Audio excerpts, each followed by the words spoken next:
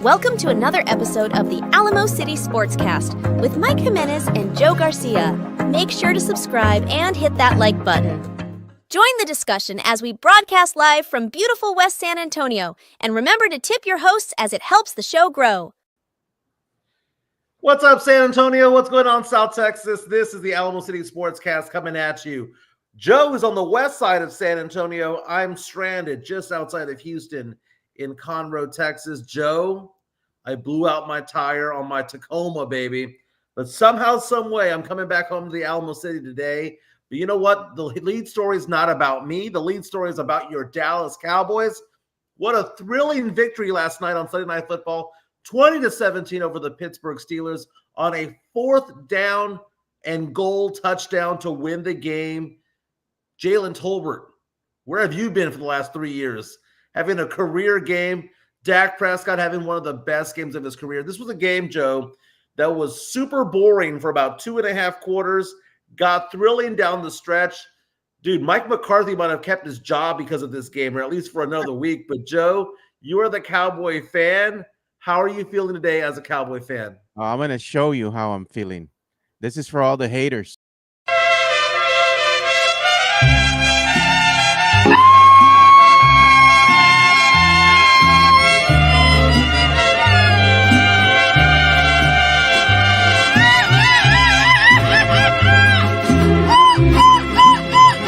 Por presumir a mis amigos les conté que en el amor.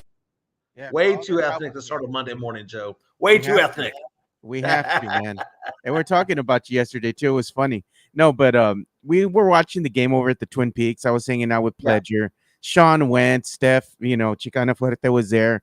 Mario Cavazos went, hung out with us. My good friend Ed Luna was there hanging out with us, too. So it was a good little crowd we had watching the game. And, it was a rain delay. We're like, oh, my God. It took a little bit of time off the game, so we're kind of delayed there. We're laughing at everybody getting drenched on, but the game was actually entertaining. I mean, from a perspective of a casual fan, you're like, oh, this is boring, but both teams were playing great defense from the get-go. You can't say that the Cowboys defense didn't show up for this game, because they did. The defense was there. The problem was Dak this time, because he threw interceptions. And even as a Cowboy fan, you're so frustrated because you know that the team could be up on the Steelers, but Dakota Rain Prescott, I mean, he had 3 interceptions, I think, for the game. That's not helping your team any. Yeah, Dak Prescott, his stats for last night, he had 2 interceptions. He had 28 for 42, 352 yards, 2 touchdowns, and 2 interceptions. He also had a very weird, awkward intentional grounding somewhere in the third quarter that was kind of awkward. But Dak had, for me, the biggest play of the game, recovering the fumble there at the 4-yard line. Johnny on the spot right there, man. Ball pops out. Dowdle going for the 1-yard touchdown to win the game. Nobody got popped right there at the line. Ball squirts out. It's either going to be the defensive end or the quarterback, Dak Prescott, getting the ball. Dak jumps on top of it. That was a big, big play. So it's kind of funny because you see Dak Prescott. You're right. He did struggle, right? It was a 6-3 game at halftime. He did struggle early on. But down the stretch, that 70-yard drive didn't happen without Dak. Dak was finding his players, and it was also finding players that were not named CeeDee Lamb. He was finding Kevontae Turpin, Lepke. He was finding various players that are not normally wide receiver 1 because CeeDee Lamb wasn't, always there open. That play, though, that 4th down play to win the game, finding Tolbert in the end zone, was big for a variety of different reasons. A, it won the game. B, it showed that Dak, when the lights are on, can win from time to time. It also showed his improvisation because that was a busted play. And then Tolbert, who came in because of injuries at the wide receiver position. Brandon Cooks out with an injury. Someone needed to step up. And Tolbert had a career-high 87 yards. This is a guy that was drafted out of South Alabama, 3rd-round draft pick 3 seasons ago. The guy's, 3rd-round draft pick. You're supposed to be on the squad. He was on the practice team for so long, because he sucked so bad as a rookie and he was trash as a second-year player. Pedestrian numbers, third season. He had said before the season started during training camp that this was going to be his year to show that he belonged on the varsity squad, that he belonged on the Dallas Cowboys 53-man roster. Not only belonged on it, but was going to actually be an integral part of that. You see Brandon Cooks go down with an injury. Someone needed to step up as a wide receiver. Who would have thought that it was going to be Jalen Tolbert? Tolbert going out there, career high 87 yards receiving, gets the game-winning touchdown. I'm happy for him, man, because Tolbert has gone through so much over the last few years. I don't think he was ready for the NFL. You know, he was not playing with the best competition over at South Alabama, but he goes out there and he plays his ass off, several receptions, gets the game-winning touchdown.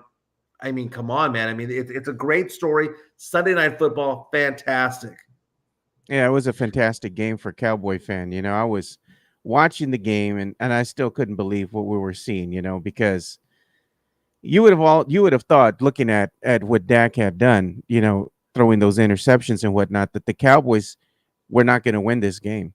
I mean, if you would have told me the Cowboys weren't going to win this game midway through, I would have believed you, you know, because it didn't look very good for them. But you got to give credit where credit is due. And being a Cowboy fan, this is the disparity of what happens during the context of a game and also the regular season. You have your ups, you have your downs, and at the very end, Dakota Rain Prescott did pay off. He was able to go ahead and get the Cowboys downfield and then win in dramatic fashion on the last play of the game. I mean, when everything was on the line and it mattered the most, Dakota Rain Prescott showed up and showed Cowboy fan he was worth the money that Jerry paid him. For one night. For one night. Now, here's the thing. I don't want to rain on the parade or poo-poo any of this, right? But from a non-Cowboy fan perspective, here's what I saw, okay? I saw positives and negatives of the Dallas Cowboys. The positives is on the offensive side, you saw Rico Dowdle get, almost 90 yards rushing. That was a big part of the Cowboys. The Cowboys changed the way that they were running the ball, right? They were just running up the middle, right? None of this, let's let the play develop or whatever. Just hit the hole and make something happen. Dowdle looked better, right? He even got that great touchdown there, the first touchdown of the game for the Cowboys, where he caught it on his back and he slid out of bounds, still holding onto the ball. Great touchdown. Rico Dowdle played well. The Cowboys defense played well without Micah Parsons and DeMarcus Lawrence, and then they got an injury of another defensive lineman earlier in the game as well. So the Cowboys played well defensively. One of the things that we talk about with the Cowboys is that they beat up on bad teams.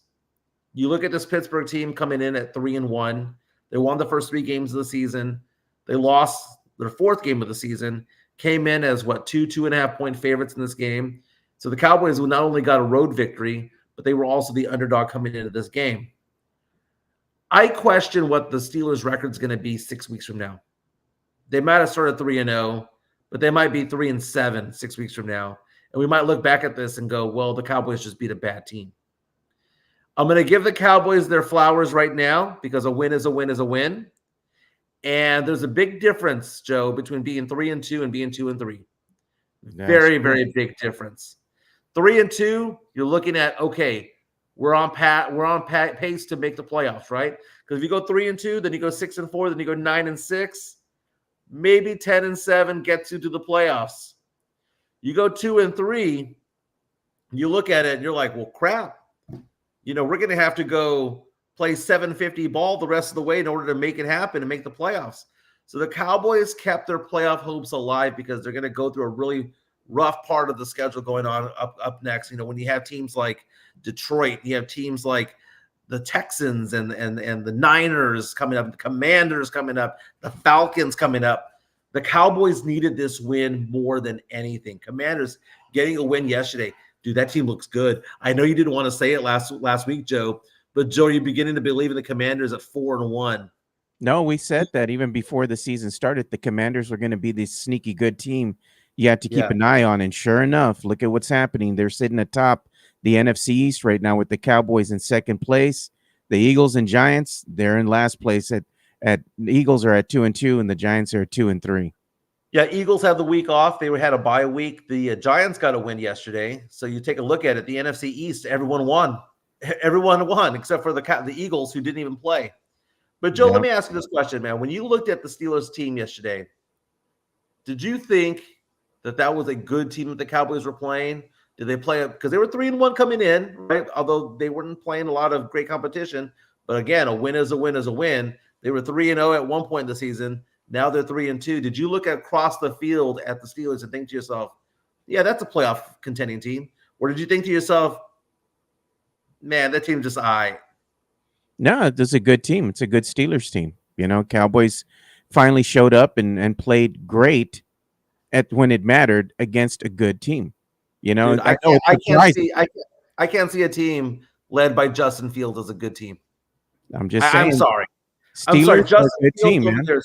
Justin Fields is over there playing his 4th game ever with the Pittsburgh Steelers. That is not a very good team. Justin Fields yesterday, 15 for 27, 131 yards. Did have 2 touchdowns to no interceptions, but only 131 yards passing.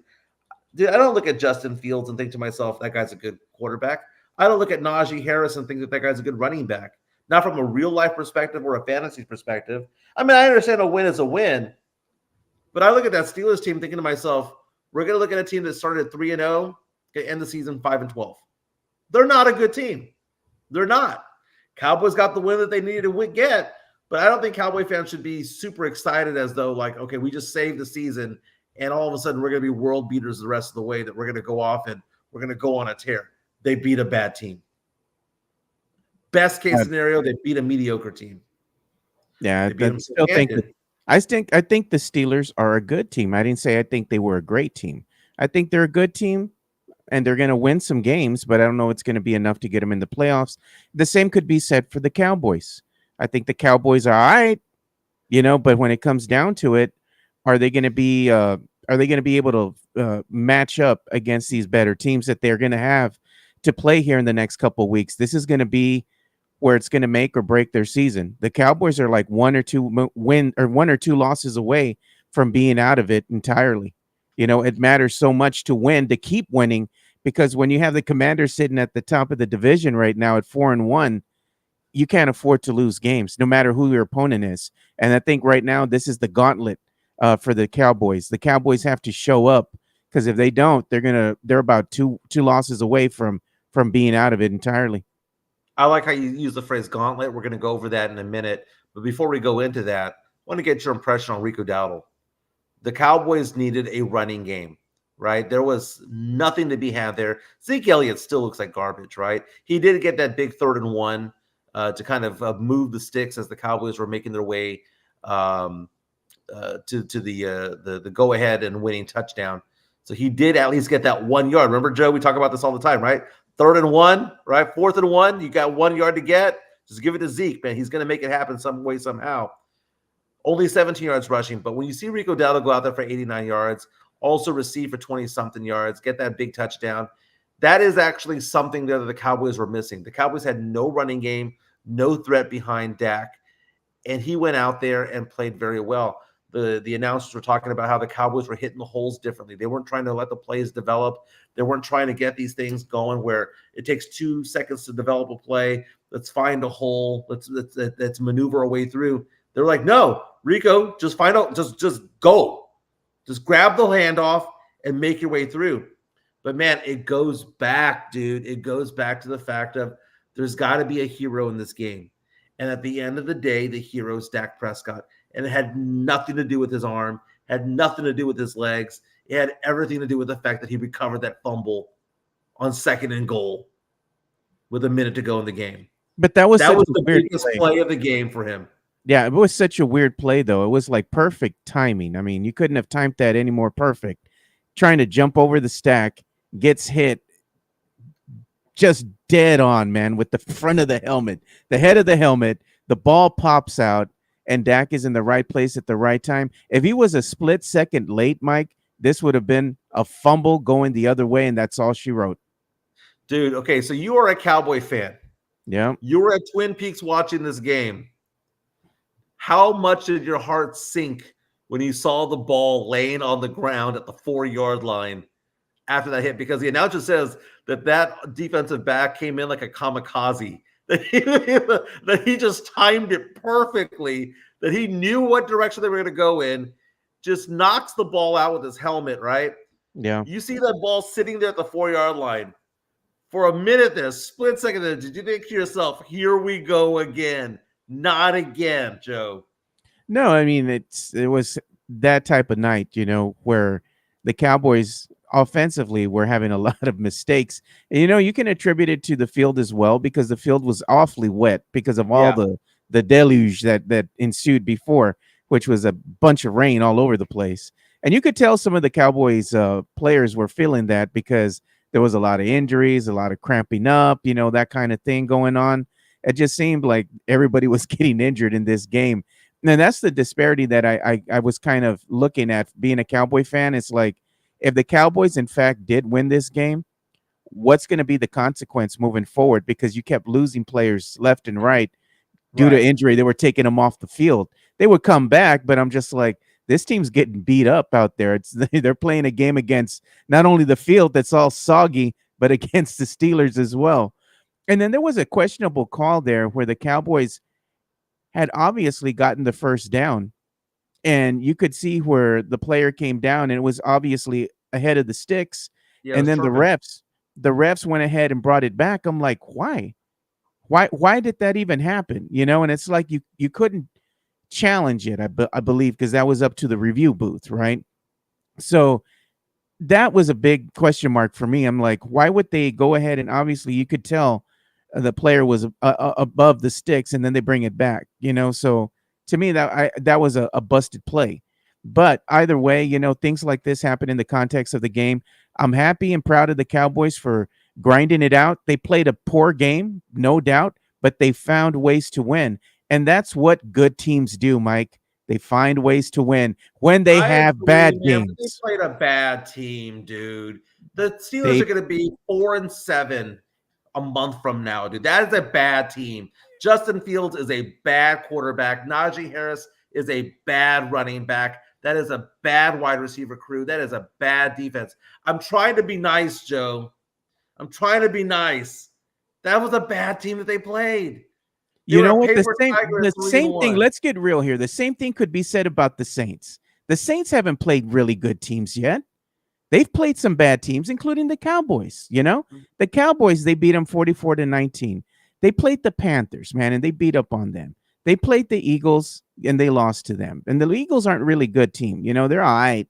And then the Falcons, they lost to the Falcons. Now the Saints have another. Good, the Falcons, I'm not saying the Falcons are a bad team. I'm saying they lost to the Falcons. 500 yards this week, man. The Falcons are a scrappy team, and I really like their style of play. The Saints also have the Chiefs coming up. They got the Buccaneers. They got the Broncos. They got the Chargers.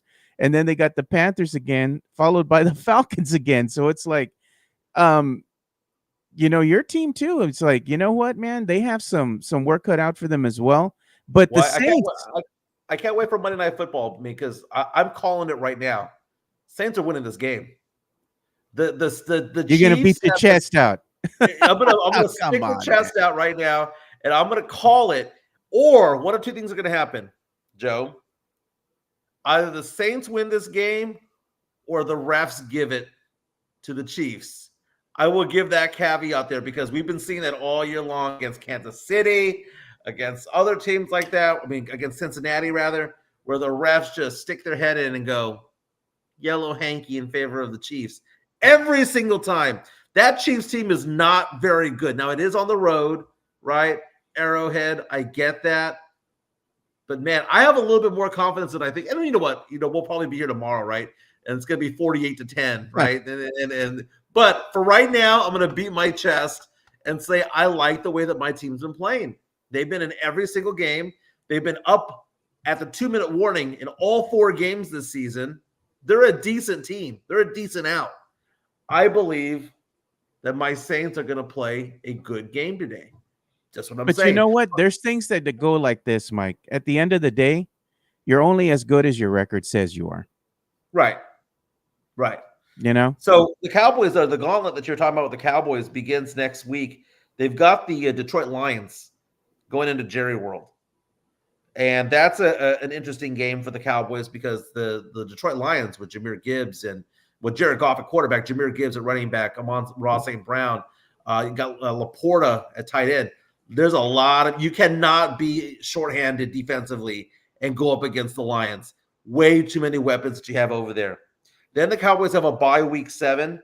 They come out against the Niners on the road. The Niners have been struggling without Christian McCaffrey. I know the backup running back's been getting stats and whatnot, but the Niners need to get some wins because the season's getting away from them already. Then you have Atlanta on the road against the Falcons. Kirk Cousins, balling, man. What a great game that he had against the Tampa Bay Buccaneers. 500 yards passing, an all-time record for the Atlanta Falcons franchise. Then the Cowboys host the Eagles. Whether the Eagles are good or not is yet to be seen, right? The Eagles seem to be struggling, but for some reason, the Eagles play the Cowboys pretty well. Then you've got a home game against the Houston Texans. The Texans, who somehow beat the Buffalo Bills yesterday, got out to a hot start, held on for a 3-point victory. And then on the road against the Washington Commanders. That is 6 very tough games for the Cowboys. Cowboys right now are 3-2. They need to be 6-5. They got to win 3 games, man. I think they can win the Philly game. I think that's if there was any of those games that I think that is a gimme game, I'd say it's the Philly game. All the other games, I would say the Cowboys are underdogs.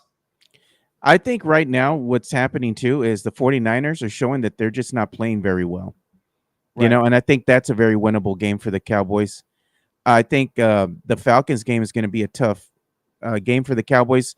I think the Cowboys can win, depending if they actually show up. Same thing goes for the Eagles.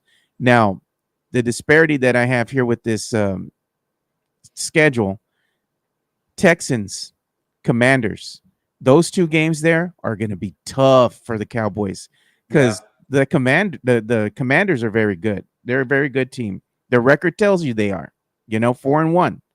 They're playing at a high level right now. The other thing is the Texans, while they might still have some problems, you can't discount that they are a decent team. They are a good team. Yeah, the running game has struggled with Joe Mixon's injury. It has, but you know what? They're still finding ways to win. And this Texans team, I was looking at their defense yesterday, and their defense is solid. They're good. They have a decent defense. Now, the thing is, with injuries and whatnot, who does C.J. Stroud have to throw to? That's the problem with the Texans. I think it's going to be, can they put up enough points to win games, moving forward with the injuries? But you look at them as a whole, and they're still a decent team. They can still be a sneaky good team because their defense is all right. It can keep them in games. So if they can get the job done, whether it be field goals or, you're finding your open man and you're getting a touchdown, they can still find ways to win. So I think that's going to be a hard out for the Cowboys as well. Now, the Bengals and the Giants, I don't know, man. Giants always play the Cowboys tough, so that's not going to be like an easy win. I think the Cowboys are better than the Giants, and they can win that game, but the Giants always play them tough. The question mark to me here is that Bengals game. I think that Bengals game there is going to be very important for the Cowboys moving forward. Can I tell you the big question mark? Remember I told you I have the gauntlet, the 6 games that the Cowboys have. They have the Lions, Texans, they've got the Falcons, the Eagles, they've got the Niners. The one game that I look at that I think is the second most winnable game for the Cowboys, believe it or not, is the San Francisco game. San Francisco lost to Arizona yesterday, 24-23, dropping the record to 2-3 on the season. Again, Christian McCaffrey has been hurt most of the season, if not the entire season, if I'm not mistaken. Look at the schedule that the Niners have leading up to the Cowboys. Next week, on the road, primetime game, Thursday night game, in fact, on the road against the Seattle Seahawks. Geno Smith's been playing really well this year. Yeah. That's going to be a tough game. Then they host the Kansas City Chiefs, then the Cowboys. So the 2-3 San Francisco 49ers conceivably could be 2-5 when they battle the Cowboys a month from now. That might be a 2-5 Niners team that is unraveling. That might be a get for the Cowboys there. That might be the second best opportunity for them to win because the Texans game is going to be tough. You know the game against the Commanders is going to be tough because that's going to be for the NFC East supremacy, at least at that point, right? It's funny, man. It's funny. But the Cowboys got to win. Yeah. The Cowboys are 3-2. Big difference between 3-2 and 2-3. They got to win. So Cowboy fans should be excited. I'm over here thinking to myself, yeah, they should be excited. They needed a win because the gauntlet's starting. But I'm also thinking to myself, that Steelers team that I saw over there, one step above Basura. Just one step. Not complete trash, but they're not going to make the playoffs. They're not going to be a winning team. They're not going to have a winning record. It's going to be when we look back in the season of, so who did the Cowboys beat this year? Oh, yeah, they beat the Steelers. They were 3-1. Yeah, but they ended the season 6-11.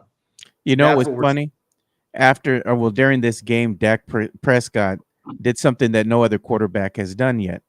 He threw 2 interceptions in 2 days because this game it started so late that he threw an interception in the first half, right? Then they go into past midnight, right? During another day, threw another interception.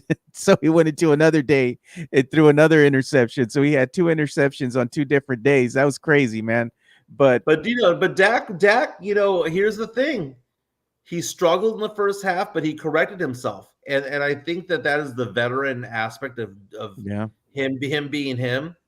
You know, you're going to see players out there like when the Cowboys do play the Commanders and you have Dak Prescott against Jalen Daniels. Jalen Daniels is the new shiny toy. He plays so well coming out of LSU. He's going to be Rookie of the Year. Just stay healthy. He's going to be Rookie of the Year. NFC, just book it. Yeah, look at that. At the same time, who would you rather have as quarterback of a tie game just like this game, or maybe let's say that this game was tied with 6 or 7 minutes to go in the fourth quarter? Do you trust Dak Prescott or do you trust Jaden Daniels in that situation? Nah, Dak Prescott, man. And that's the thing. There's something to be said about being a veteran because we saw C.J. Stroud, as great of a season as he had last season, the second that he went up against the Ravens in the playoffs, he wet the bed. Are we having any good comments coming on in? Because they're coming in fast and furious over here. They're making fun of you because they're saying that you're tired. Did you get it fixed? And then somebody says, Mike's lady changed it for him. Let me talk about that a little bit, okay? So I came to visit the girlfriend over here. She lives in Conroe, which is about an hour outside of Houston. And I drove out here, and I do the drive over here. I've been doing it like 2 or 3 times a month, right? Come out here, spend a few days, come back home. Essentially, we spend Friday, Saturday, and Sunday together, and Monday through Thursday, we're working, right?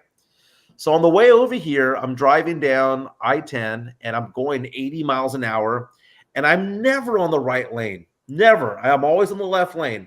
And there's always that one car that's going 90 miles an hour. You just follow it, right? It's a pace car. So I'm following this car, and for some reason, I moved over to the right. And I'm on the right-hand lane, and I'm going through Columbus, Texas, which is basically a little bit more than halfway from San Antonio to Houston, probably about an hour outside of Houston. And I just hear a poof, and I'm thinking to myself, what the hell just happened? And the wheel got really heavy. So at that point, I saw that I was at the exit for Columbus, Texas, and I moved off to the right. I'm like, well, let me just get off the road real fast. And I turn on the sensors to my car to see what the air pressure is on my tires. And I see my air pressure just dying, dude. It goes like 30, 26, 22, 18. And I get to the stoplight. It says 5. I grab my phone out, and I'm just plugging in tire shops. And there was a tire shop a mile away, right? So there I am basically on 3 tires, making my way 1 mile down the street. I get to the tire shop. They don't have the tire that I have, right? So I'm like, okay, cool. Well, that sucks. They go, well, sir, you do have a spare. We can put the spare on, $10. Perfect. I do have a spare. I was going to buy just another new tire, but they didn't have it. Yeah. So they take out my spare. My spare has been underneath my truck for 3.5 years, dude. You know what? The thing's not in any good shape. They put it in. The thing looks like trash. It's like a glorified donut. I mean, it's legit size, but it's a trashy tire. It's if you and I were driving down the tire shops on Culebra Road right now, it's the one that we'd see on the side of the road, right? Yeah. They put it in. It's enough for me to get over to where I need to get over here. I haven't been in the car ever since, but I went out there last night to go take a look at the truck. The damn donuts is flat. I wasn't going to drive it home anyway. So now I'm trying to figure out, do I have a warranty on this? I called Discount Tire this morning. They said, no, you didn't buy it from here. I called Toyota. They said I didn't buy it from here. And they keep telling me this is probably factory tires. And that's bull crap because I remember buying tires. I just don't remember where I bought them from. I don't remember. Yeah.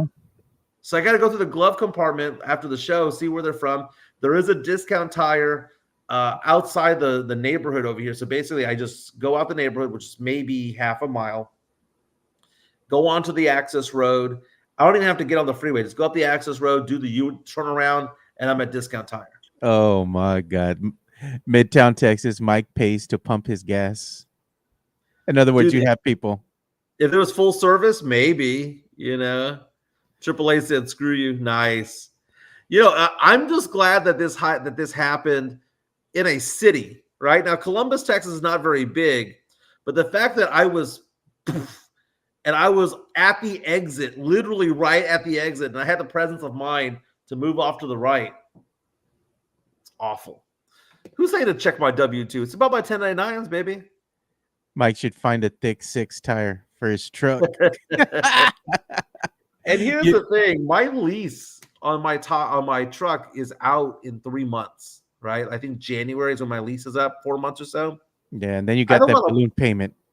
I don't want to, well, unless I upgrade to a Tundra, then they'll just roll over the negative equity into it. Yeah, Tundras are super expensive, man, but they're nice.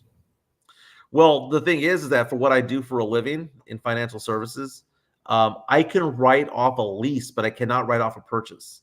So the reason why I lease vehicles is because it's a tax deduction for me. But the stipulations are it has to be under a certain weight. And I believe the weight, if I'm not mistaken, is 5,500 pounds. So I can go get an F-150 and lease it and write it off. But if I try to get a 250 or a 350 or Lone Star package this or Lone Star package, if it's above a certain weight, I cannot tax deduct it. And they know this because you plug it into the system, right? Yeah. So I'm looking at it, and I want to get a new truck. I like having a truck, just simply because I'm a homeowner. But man, so I do a lot of driving, man. Got to do a lot of driving. You got to do what you got to do, baby. Swiss cooking you again. Come on, Mike. You don't remember where you purchased the tire, but I'm sure you remember the last Big Mac you had. I haven't had a Big Mac in about 20 years, dude. That's disgusting. If you are going to okay, I don't know if I was off at that point, but if you're going to McDonald's to buy a burger, you're doing life wrong, man. McDonald's burgers suck. Yeah. Back in the day, the homestyle burger was okay. Back in the day. Yeah, one thing is, though, you just can't remember where you brought your tire from. So it'd be funny if you did buy your tires from Walmart or something like that, man. No wonder it blew out. I mean, dude, Michelins are Michelins, man. It doesn't matter where you get them from. Oh, man, they ain't made the same, bro. They ain't made the same. I don't remember, man. I honestly don't. I usually just buy mine from Simple Tire. So Simple Tire is a place, it's a factory, or not a factory, a warehouse they have up in Dallas, right?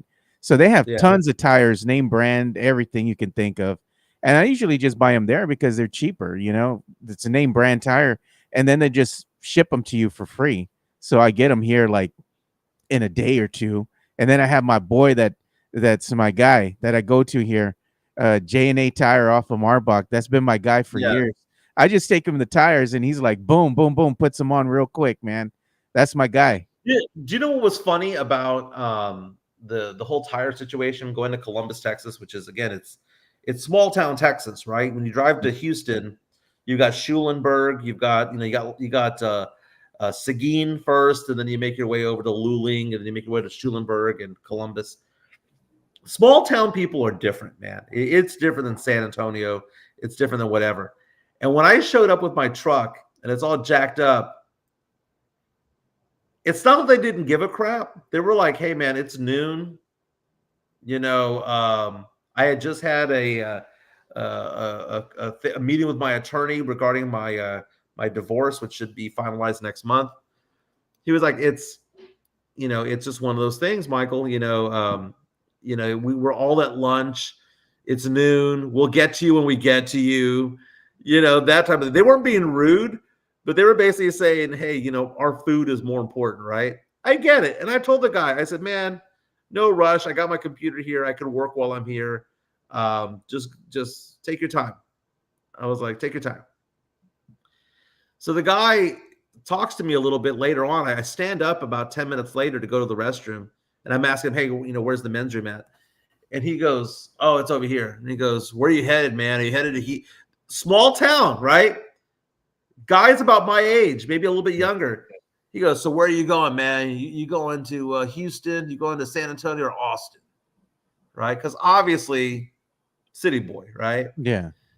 And I said, I'm actually going to Lake Conroe. And he goes, Lake Conroe? I'm like, yeah. You know what he did? He goes, I'll get you right now.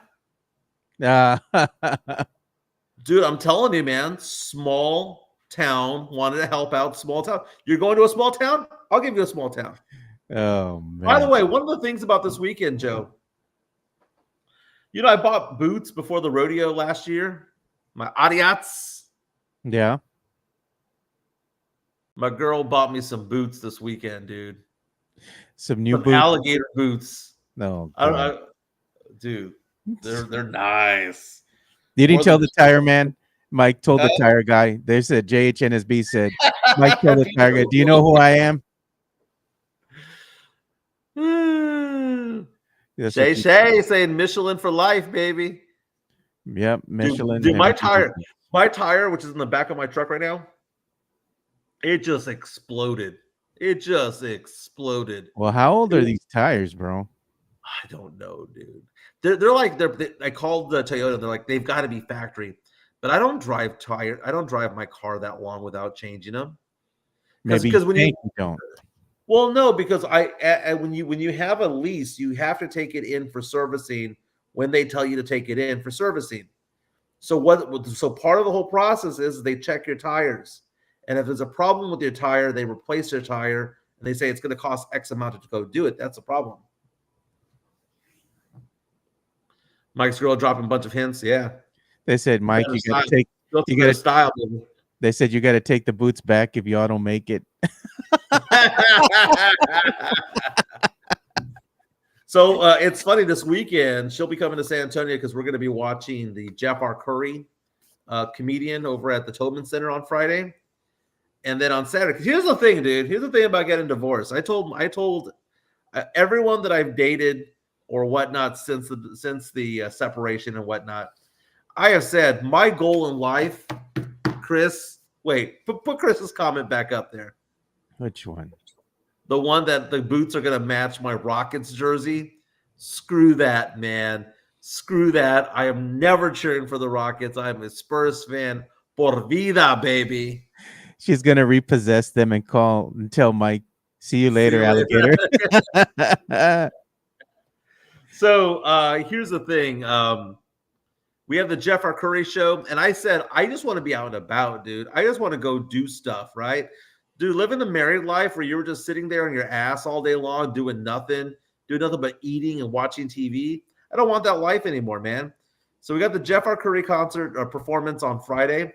And then back in Houston on Saturday, Boys to Men is performing along with Robin Thicke and 112, dude. Peaches and Cream. So excited about that, dude. I got some karaoke in this weekend, Joe. What did you do this weekend? I just hung out here at the house, man. Got some stuff done that I needed to get done around the house. And I went to a friend's birthday party on Saturday after I was done with the chores. My friend turned 40. So happy birthday to him, or belated birthday to him, Ted. Happy birthday. We went to celebrate at the Cove. It was a cool little place at the Cove, just hung out there for a little bit, had some beers, called it an early evening, came back home, just chilled. I watched the UFC fight. I made it back home just in time to start watching the main card. So I was doing that, and I was just chilling, at that point.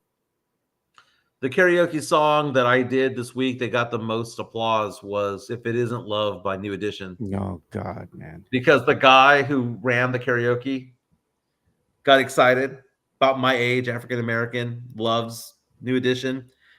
I didn't ask him to sing along with me, but he got up on stage with me, and we were doing the If It Isn't Love, Why Do I Feel This Way? We were doing the dances. It was great. Outdoor karaoke in the Woodlands, Texas. Oh, Sith coming out saying, what does Sith say about no more marriages? He says, oh, no, it was right here. There it is. Mike, no more marriages. I will run down the aisle and say, these two should not be wed. And then they said the Cove has fire tacos. They do. Tacos. That's what they're known for. Fish tacos. Yeah. Everybody's liking this song. Mike was leaving La Vida Loca. You should sing that one. Upside, inside out, living la vida loca. Living La Vida Loca, dude. That's going to be the song that you're going to sing when we do karaoke. Hey, but let's go ahead and pause real quick and give some love to one of the sponsors of the show, which is going to be MCS General Contracting. We appreciate the boys over there and all they do, man. MCS General Contracting, more than 30 years of combined experience in concrete placement. They are the best in the business, honest pricing, high quality work. They get going on house foundations, driveways, concrete patio decks. If you want to extend the deck, extend the driveway. If you're a business and you need to put together a slab, a parking lot, or other concrete placement services or sidewalks, reach out to MCS General Contracting at 210-774-9155. They're confident in their skills, so give Chris Leha over at MCS General Contracting a call at 210-774-9155. And thank you for being a sponsor of this show. There we go, man. So make sure you go and call MCS General Contracting for all your contracting needs. And they're the home of the Diamond Hard Concrete. If you need a free consultation, go ahead and hit up our boy, Chris Leha. Call him at 210-774-9155. And if you want it done right the first time, you call MCS General Contracting. So one thing Chris Leha is a big-time fan of the New Orleans Saints, just like I am. Tonight we have Monday Night Football, Patrick Mahomes and the Chiefs, Patrick Mahomes is going to be without his wide receiver one because he obliterated his knee last week, taking on the Saints. The Saints have a lot of injuries. I talk about confidence, but I saw the injury report. It's like 15 names on there, a lot of them on the offensive line. So if there's anything that gives me pause for the Saints, it's the fact that there's a ton of injuries and the offensive line, which has held up pretty well. And I was raving about it in week 2. Lots of injuries there, man. But again, MCS General Contract does a fantastic job. Go Saints, baby. That's who he cheers for. Joe, this weekend, the best image in sports this weekend was not the touchdown that Dak Prescott threw to Jalen Tolbert. The best image happened on Broadway Street in Nashville as the fans from Vanderbilt University, that nerdy school, ripped down the goalposts and carried it down the party district there in Nashville, where all the bachelorette parties go, where all the people are getting drunk at Morgan Wallen's and at Kid Rock's bar and John Bon Jovi's bar and Garth Brooks's bar. Joe, Vanderbilt beat number 1 ranked Alabama. They hadn't beaten Bama in 40 years. Go off and do that. 6 of the top 11 teams lost this past weekend. What a great sight. When you saw that, Joe, what were your thoughts, man? I don't know, man. I was kind of like, I guess I was like, it's all right, but one thing that I'm looking at that we need to go ahead and put up here too is I need to go ahead and look for it because I just had it. And that was going to be the AP poll. And we got to show that as well. Well, we'll show that in 1 second. Please do call that up. Here are the teams that lost. Alabama, number 1 team in the nation, no more. They lost to Vanderbilt 40-35. By the way, the quarterback from Vanderbilt, Mexican-American out of New Mexico. Nice. Transfer. He wasn't too ethnic for you, Mike? He played JUCO ball. He played JUCO ball, made his way over to a small D1 school. Then he goes in the transfer portal into Vanderbilt, man. So fantastic. Tennessee, the number 4 ranked team in the country, loses to Arkansas 19-14. Miami was down by 20-plus points, came back to beat Cal 39-30, so they survived. But the 9th-ranked Missouri Tigers got their asses handed to them by the Texas A&M Aggies. Aggies beat the Tigers 41-10. Michigan, who lost to Texas early in this year, lost to Washington, and that's number 10 team. Number 11 team, USC also lost to Minnesota. So USC, Michigan, Missouri, Tennessee, Bama. That's 5 out of the top 11 teams. And let's see if I have the rankings right here. Here are the rankings from the Associated Press top 25. And it is your Texas Longhorns. 52 first place votes, Joe. Yeah. Ohio State is at number 2 with 9 first place votes. By the way, Texas, the 9 people who didn't vote for them to be number 1 voted for them to be number 2. So they were one or two in every single ballot this weekend, but 52 of the 61 went to Texas. Number 3, Oregon. Number 4, Penn State. Number 5, Georgia. Now, Oregon and Penn State moved up 3 spots each, and in fact, they leapfrogged over Georgia because Oregon and Penn State are still undefeated. So 1, 2, 3, and 4 are undefeated. Texas, Ohio State, Oregon, and Penn State. The U, Miami, survive, move up 2 spots, now 6-0 on the season at number 6 in the nation. Bama drops from 1 to 7. Tennessee drops from 4 to 8. Ole Miss moves up 3 spots at number 9. You've got Clemson at 10. There's a tie for 11, Joe. Iowa State and Notre Dame. LSU stays at 13, BYU at 14, but the big mover, Joe, jumping up from 25 all the way to 15 is Texas A&M. There's a 3-way tie right now for number 18, Joe. Iowa, I'm sorry, that's Iowa, that's Illinois, that's Indiana, Kansas State, and Oklahoma. This weekend, Joe, you've got Texas taking on OU in the Red River rivalry. The spread, according to Vegas, Joe, 14 points. Texas here by 14. Wow. The big game, dude. Big game. Game. I'm glad to see SMU in the top 25. Yeah. Texas A&M, kind of surprising, man. They moved up that much, Well, considering the fact that they got their butts handed to them earlier in the season, and everyone thought, man, that quarterback for A&M sucks, and everyone gave up on the season, and there he is coming out there, balling out the past few weeks. Pretty fascinating, dude. Pretty fascinating. Yeah, man. So we had a good week of college football, and we have a game coming up here shortly. And you know what that's going to be? It's going to be UT versus the Oklahoma, man. That one's always a good game, dude. Both teams, they get up for this one. And it doesn't matter what the records are, right? Oklahoma notoriously plays Texas tough, and they've bested the Longhorns over the last couple seasons. So the Longhorns coming in as the number 1 overall seed, they want to go ahead and decimate this Oklahoma team, but you can never discount Oklahoma. Like I said, they always play Texas tough. I think it's going to be a hard-fought game, but I still think that Texas will wind up winning this one. This is going to be an interesting one happening Saturday, October 12th, 2:30. The Red River Shootout, man. Is that what they call the Red River Shootout these days? The Red River Shootout, man. So this one's going to be a good one. It's funny, though? My wife doesn't usually like watching sports at all, right? I don't care. She don't care for it.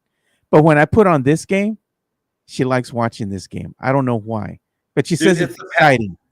It's the pageantry of the game, man. It's the fact that you have half the stands in burnt orange and half the stands in that whatever that Oklahoma crappy maroon is, whatever that is.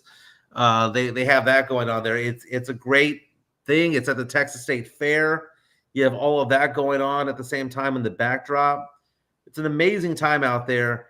I've never been to the game itself. You try going to that game, it's hundreds of dollars to get into the cheap seats. Oh, yeah, it's expensive. But I've been there for the Texas State Fair while it's going on, and it's hectic, baby. It is crazy out A there. lot of things happening, man. And the thing is, they're talking about it in the chat right now. After Texas plays Oklahoma, after that game, the following week they're playing Georgia.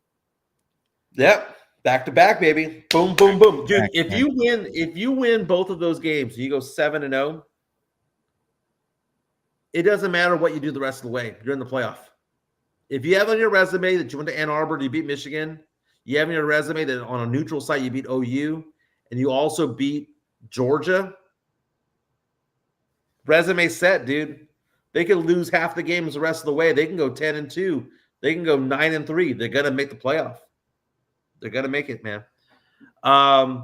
Spurs take the court today, the first preseason game of the year. No Victor Wembanyama, no Chris Paul, no Devin Vassell. Because of all that, no Michael Jimenez. I was planning on going, but when I saw that those were all the players that were going to be out, I was like, well, screw this. Yeah. I'm not paying my hard-earned money to watch Blake Wesley play ball. Yeah, they're not going to even have. Play ball. They're not going to have Collins on there, out there on the court as well, injuries and whatnot. So I mean, the Spurs. It's going to be good to see Spurs basketball on once again, but for all intents and purposes, this is nothing more than a glorified exhibition game between like two G League teams. Now, maybe next week when, we're a week away from the start of the regular season, which begins for the Spurs on October 24th. So just 17 days away from that I can see, they're going to have a tune-up game or two, right? I can see that. But, man, the first preseason game is going to be awful. I'll watch it, I guess. I don't even know where it's televised these days, but I'll watch it. Just one of those things, Joe. I'll be interested in the regular season. Show me Stephon Castle. That's what I want to see. Yeah, show you Stephon Castle. But I'll show you right now where you can watch your Spurs games at. This is going to be the spot that you can catch the games at. Tonight, the game's going to be televised on the CW here locally. CW 35, which if you have your over-the-air antenna, it's channel 4.2 on the local airwaves. 4.2. 4.2. Yeah, because if you're looking, you're like, I have over-the-air antenna, right? I have my whole house wired for HD. So when you're flipping through stations, you have, News 4, KMOL, right? Channel 4. Then you're looking for the CW, and you're like, okay, it's 35. No, not anymore. 35 is now, I don't know what it is. They changed the whole formatting there. But if you hit 4.2, you'll be able to find it there. And that's where you're going to be able to watch tonight's game. And that's going to be interesting to me to see a first look at Stephon Castle.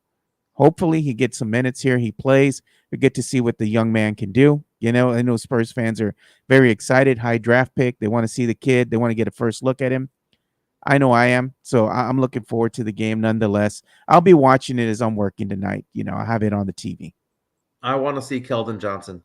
I want to see what Keldon does with his new body frame.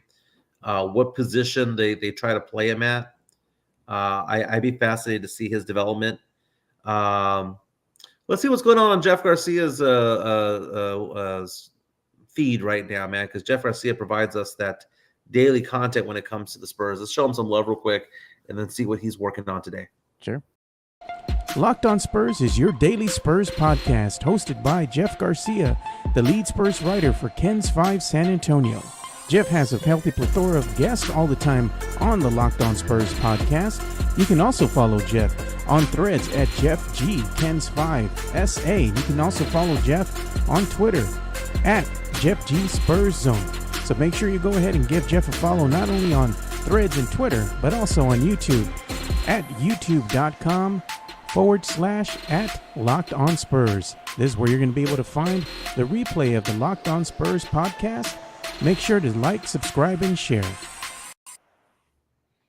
Again, Jeff G at Jeff G Spurs Zone on Twitter. Jeff Garcia with that daily content of your San Antonio Spurs.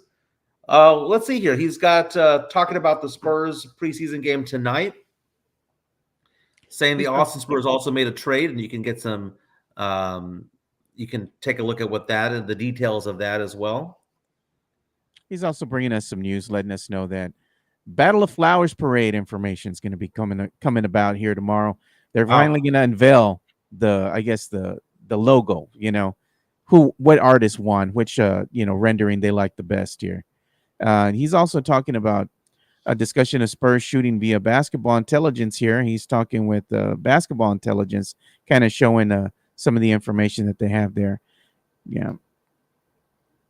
So Jeff's got some stuff going on today too. So I know that he's going to be at the Big Texas Comic-Con this week. So we're going to be hearing some things about Jeff, probably teasing, things that he's going to be talking about, because he is going to be the MC of the event. So make sure you go ahead and follow Jeff G at Jeff G Spurs Zone, so you can see all his latest content that's going to be coming out. Especially if you're a big nerd at heart, you're going to want to see the news about Big Texas Comic-Con coming up. Hey, if you have friends in the Florida area, you got to take a look at what's going on in the news. Have you seen that, Joe? No, what's going on? Another hurricane has popped up, and in fact, it intensified overnight to a Category 4. No, and it's going straight to Florida right now. In fact, I had a text message from a friend right now saying that she's heading out to Florida to go evacuate some family over there. That's crazy, man. Yeah. I woke up this morning. First thing I saw on the news was that. I was like, where'd it come from?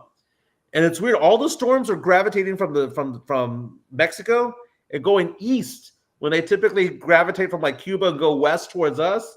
They're going the opposite way. I have no idea why that is. Yeah. But there's some scary situation developing right now, because we saw what happened in North Carolina. Now we're seeing what might happen in Florida.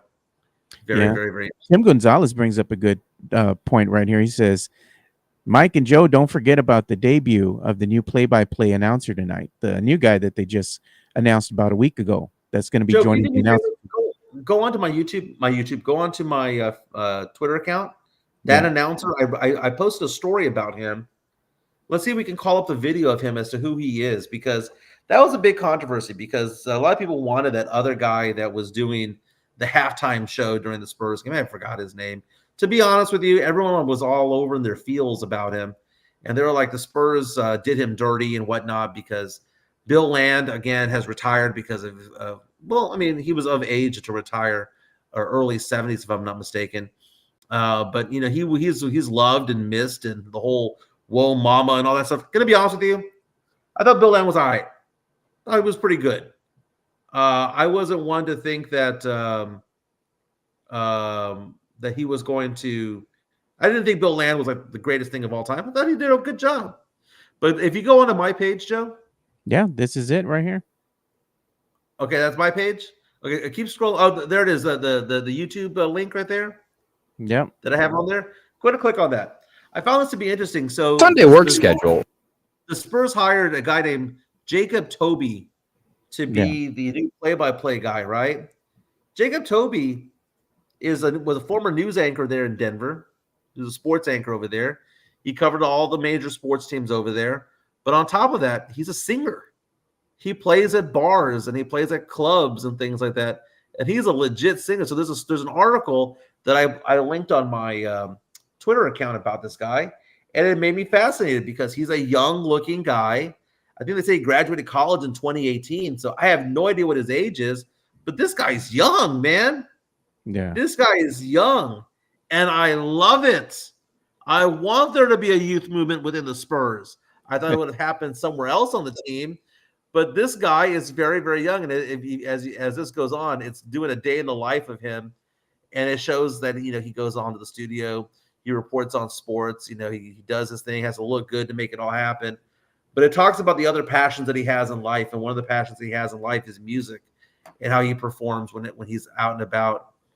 So if you want to fast forward to him playing. Oh, there he is. It's pretty. Yeah. So breweries and nightclubs and whatnot, he's out there singing along. And that is the Spurs' new announcer right there. New play-by-play guy to go along with Sean Elliott.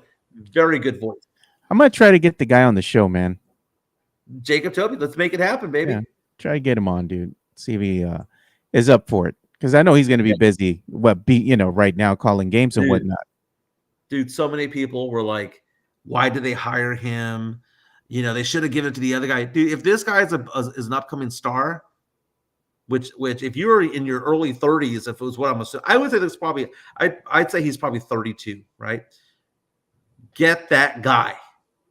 Get that guy. Why do we need to have announcers always be in their 60s and 70s? Get the young guy. That's the thing. And in the 10, 20 minutes I saw of him doing his work, he's head and shoulders above everybody else. And they're like, the Spurs are like, by the way, this guy had some tie in with the Spurs already. He worked with the Spurs organization, according to Jeff Garcia. But on top of that, I know the people who make this decision, right? I know one of the guys that's in charge of Spurs broadcasting. They're not going to hire a guy unless they think that the guy is capable, man. They're not going to go like, oh, we're just going to take this guy calls games for Big 12.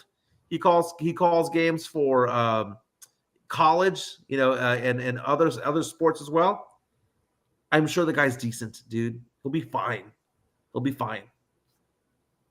Look at this, Jesse A. They should have hired Mike Taylor for play-by-play. I love me some Mike Taylor, but they weren't going to allow a people who want to punch segment on there. Yeah, he was play-by-play for the Austin Spurs. So because of that, he's part of the fabric of the Spurs anyway, So it's just they called him up to the big leagues. Apparently, he was doing a decent enough of a job. But congratulations to Jacob Toby. And apparently he lost his luggage or something like that. I saw a story about that on his Twitter account. I've been following him. Yeah. Crazy, Joe. Yeah. Monday Night Football tonight. Yeah, we got Monday Night Football. It's just one game tonight, not the doubleheader. 5-point spread. 5-point spread. That is a interesting thing because I would think more often than not that spread should be 8. Yeah. But you have no wide receiver 1 for the Chiefs anymore. You have the fact that they have a backup running back out there. You have the fact that Travis Kelce just turned 35. That team is ripe for the taking. That team should not be making the Super Bowl this year. So I'm hopeful for my Saints. Bear County Social Apparel. Mike hates old people. Do you know what I hate? I hate it when people stay past their welcome. Like Coach Pop. Your favorite target. Oh, God. Dude. Well, I mean, there was a reason why I didn't want Biden or Trump to win the White House this year. Why? Yeah. Too damn old. Biden right now is too damn old to be president. They're too damn old. Yeah. All these people in Congress who are 80 years old, both Republican and Democrat, who couldn't get a job to save their life other than politics, right? The Ted Cruz's of the world who want to be senator for 90 years, right? Win elections by 3% each time. Screw all those people, dude. I just don't like people past their prime. At some point, the boomers need to get the F out of the room, dude. Just get the F out of the room. You don't want anymore. One thing that we need to show. President. The law states that they have to be 35. No, God. I was going to say one thing that we need to talk about, too, is we need to talk about MLB playoffs. They are still going on here. And we have the Tigers versus the Guardians here. Cleveland is winning that series 1-0. You have the Mets and the Phillies. The New York Mets are winning that series 1-0. You got the Yankees and the Royals. The New York Yankees are in the lead, man. 1-0. San Diego Padres and the Dodgers, man. Dodgers are winning that series 1-0. Dude, the Padres. And then you look, that was on Saturday, right? So yesterday we had some finals as well. And now we have the Phillies and the Mets. And that game is that series is tied up at 1 apiece.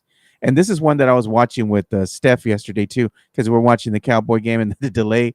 They had the Dodgers and the Padres. Padres winded up winning that game, so their series is tied up at 1 apiece. And then you got some games coming up here today. So I mean, the MLB playoffs are going hot and heavy right now, Mike. Yeah, 2 games today. You got the Royals and the Yankees. That's a 6:35 first pitch. Yankees lead that series 1-0. That's going to be at Yankee Stadium. And they got the Tigers and the Guardians over there in Cleveland. Guardians up 1-0 in that series. Those are the games today. That game is going to be on at 3 o'clock. Speaking about old people, I saw trending on social media on Twitter last night. People bragging on Bob Costas. God. Saying that he's too old to be doing play-by-play for Major League Baseball playoffs. And they were showing these plays that he was doing where they said that he sounded like he was asleep.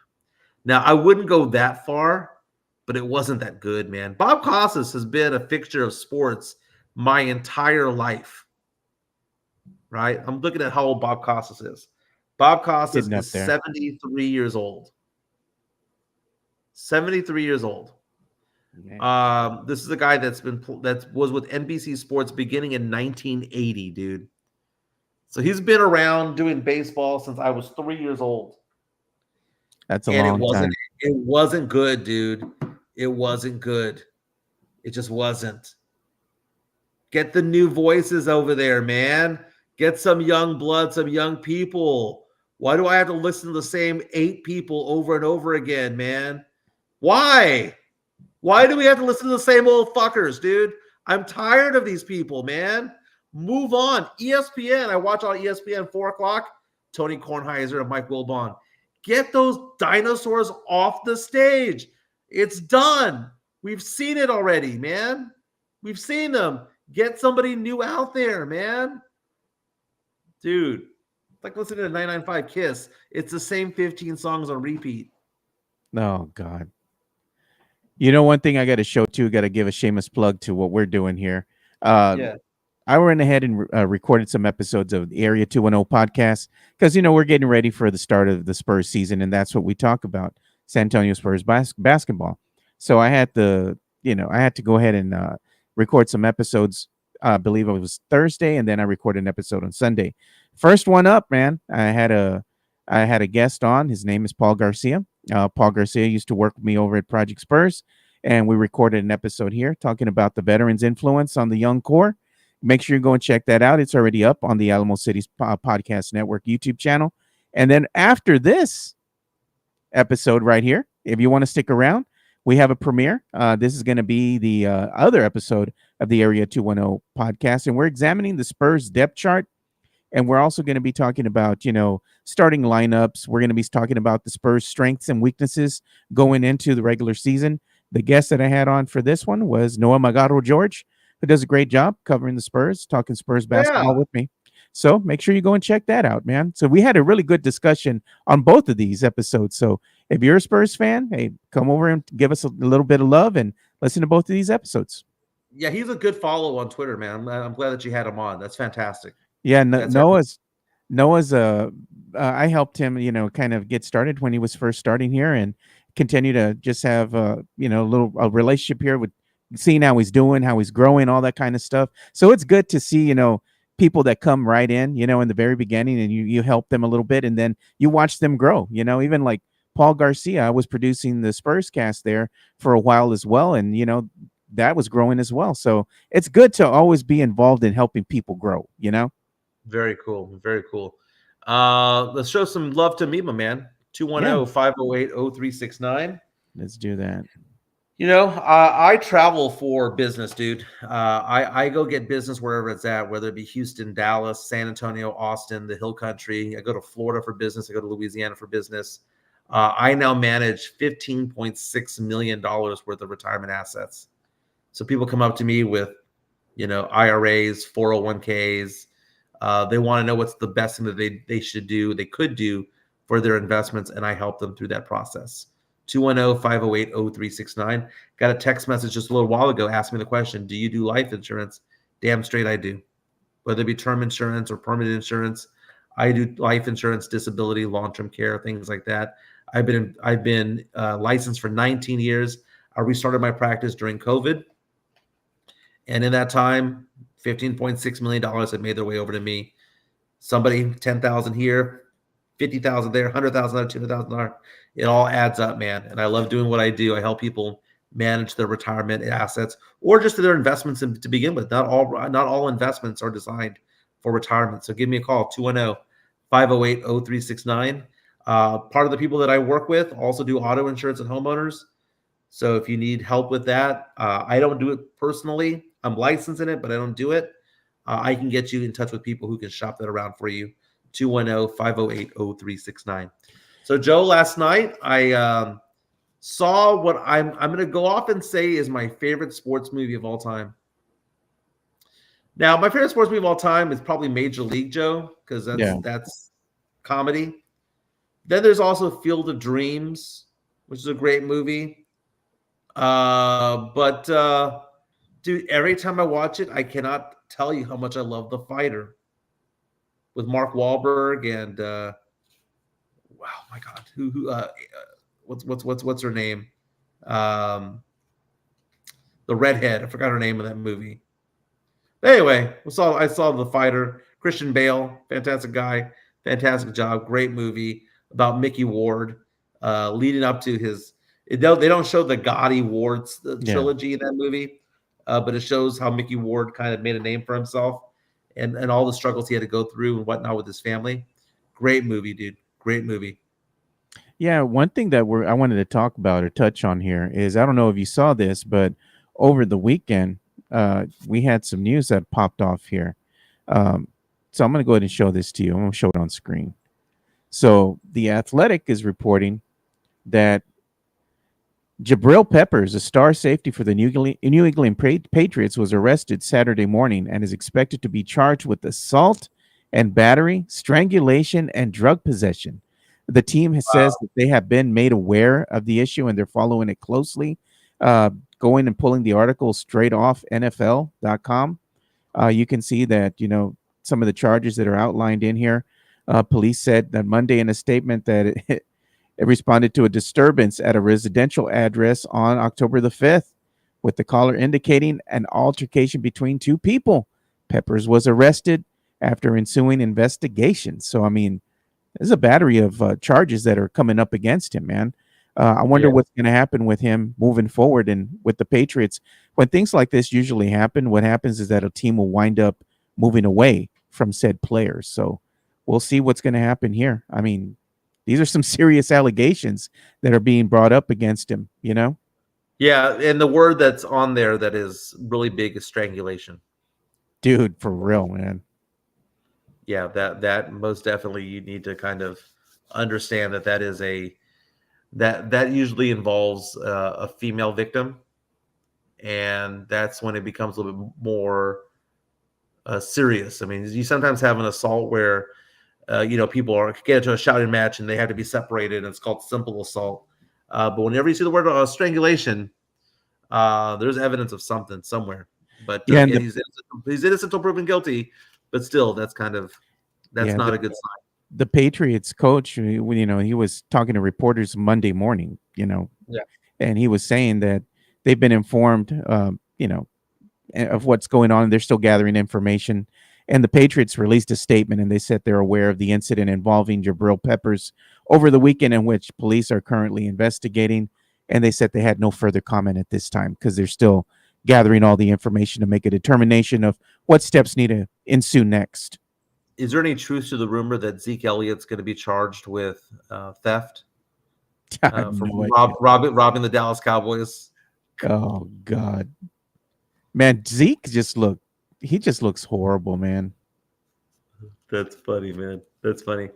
Hey, fellas, I know we usually go to 11:30, but I got to cut it close cut it short because I got to go to Discount Tire. I got to figure all that out, man. It's going to be a long day. I'm going to go spend hundreds of dollars on a tire, man, for a truck that I'm going to be turning back in 3 months. God. Brutal, Joe. Brutal. It is, man. But we'll have more things to talk about tomorrow. We're actually going to have some Spurs basketball to talk about.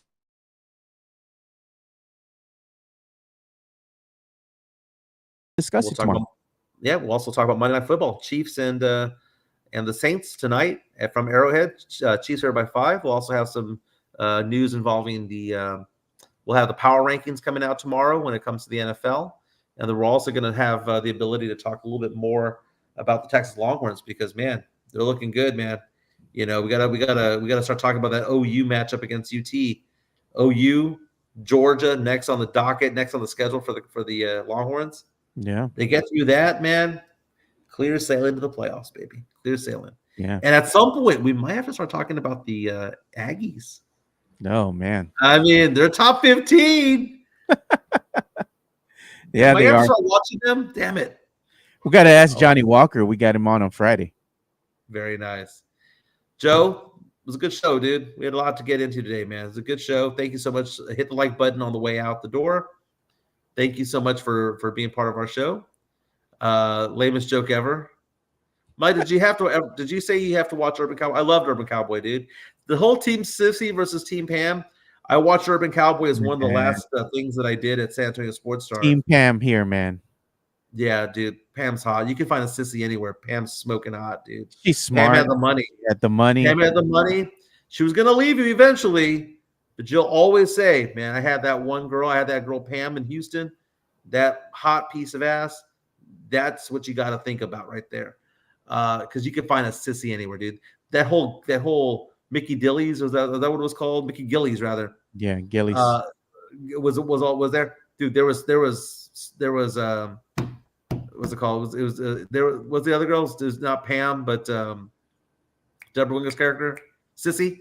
There were sissies everywhere in there, dude. She's just another chick. Pam though, nugget. Everyone have a fantastic day. I gotta get a tire, man. I'll see you guys tomorrow. Yep. See you boys tomorrow. Bye.